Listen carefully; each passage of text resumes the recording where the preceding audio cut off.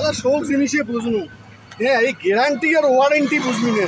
এই কালকে বাজার থেকে জিনিস নিয়ে গেছো, হ্যাঁ ওটা ফাটা, ওঠে লেখা আছে ওয়ারেন্টি।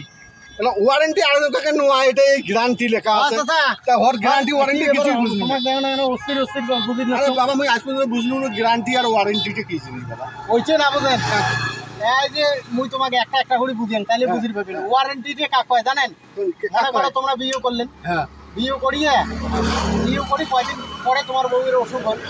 অসুখ হওয়ার পর শ্বশুর বাড়ি ফোন করলেন, বলে হ্যাঁ তোমার বেটির অসুখ হয়েছে। তুমি তো মাঝে মাঝে ফোন করো। হ্যাঁ, তোমার বেটির অসুখ হয়েছে। তখন তোমার শ্বশুর আসিয়ে ওই তোমার বউ নিয়ে যায় চিকিৎসা টিকিৎসা করে বাড়ি দিয়ে গেল। এটি হলো ওয়ারেন্টি।